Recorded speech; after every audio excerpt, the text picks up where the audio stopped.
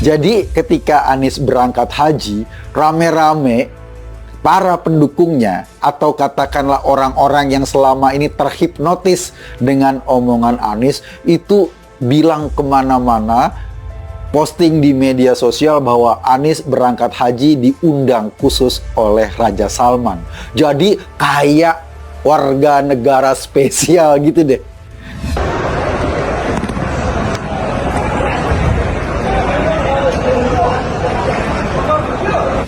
Ada dua bakal calon presiden dalam Pilpres tahun 2024 yang sedang melaksanakan ibadah haji.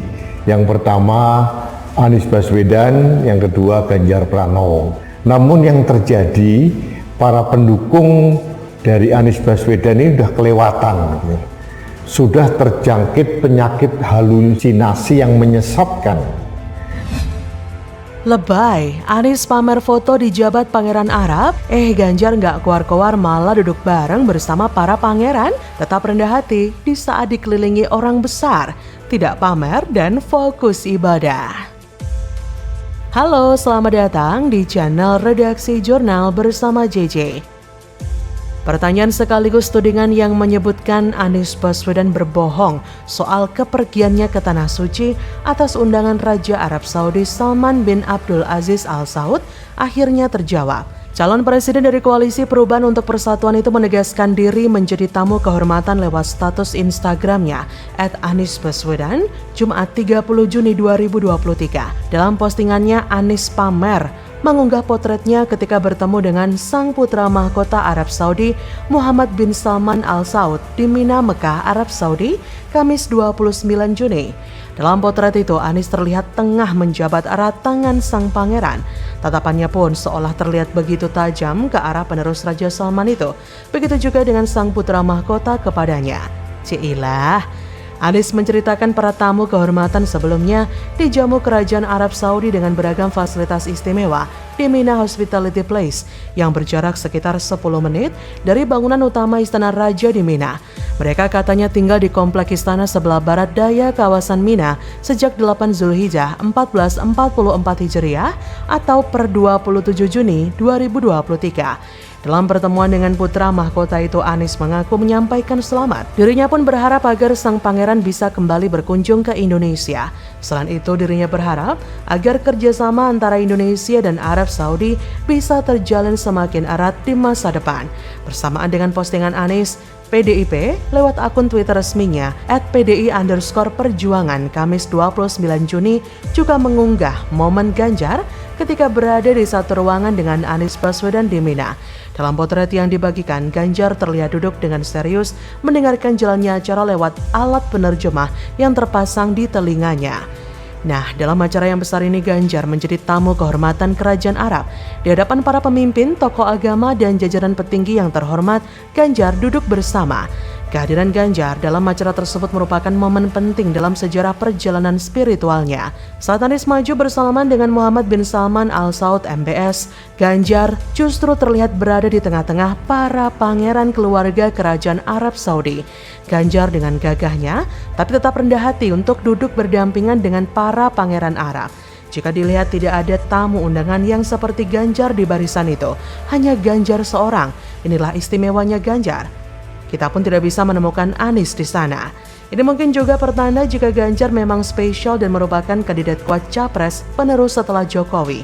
Maka dari itu harus diistimewakan. Tetap saja Ganjar tidak sombong dan mengumbarnya. Beda dengan Anies berusaha keras mengambil momen pada ibadah haji ini untuk pencitraan dirinya. Aroma jualan agama sangat kental terasa. Maka klop saja dan tidak salah kalau Anies diberi julukan sebagai bapak politik identitas karena dia doyan jualan agama. Dan itu ia lakukan semenjak 2017 sewaktu Pilkada Jakarta melawan Ahok, dan tampaknya hingga kini ia cenderung akan melakukannya.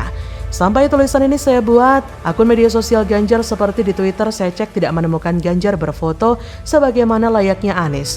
Justru malah foto Ganjar tersebar naik haji dan duduk bersama para pejabat Arab Saudi dan dikawal oleh tentara Saudi tersebar luas di akun lain. Jadi dugaan saya bahwa Anies memang fokusnya bukan ibadah haji, tapi pencitraan demi tetap dianggap sebagai orang yang religius. Aslinya Anies memang berbahaya. Sedangkan Ganjar santai dan tetap fokus untuk melakukan ibadah haji. Mungkin saja Ganjar pun menggunakan momen ini untuk merenungi dirinya sebagai hamba Tuhan yang tidak akan ada apa-apanya tanpa pertolongannya. Jadi bagaimana menurut Anda? Dan alhamdulillah pembangunan sekarang akan dibangun bisa mencapai kira-kira 1/4 dari sampah yang ada di Jakarta akan dikelola di sini hingga habis. Dan bagi kami pribadi, kami sendiri, 2 tahun lalu kita berjanji akan membangun ITF. 2 tahun lalu kita berjanji, alhamdulillah hari ini janji itu ditunaikan, dilunasi.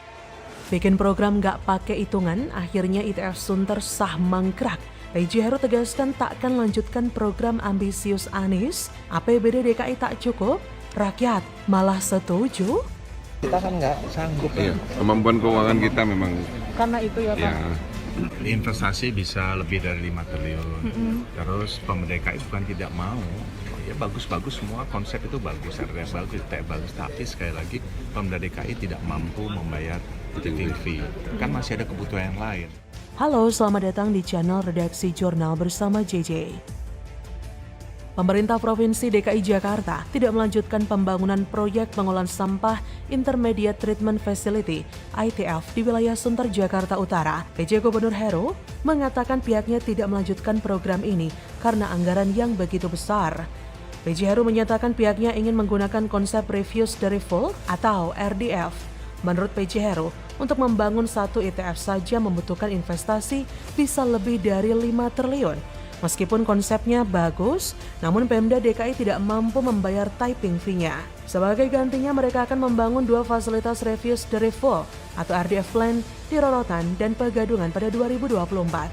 Refuse dari full atau RDF adalah hasil pemisahan sampah padat perkotaan antara fraksi yang mudah terbakar dengan yang sulit terbakar.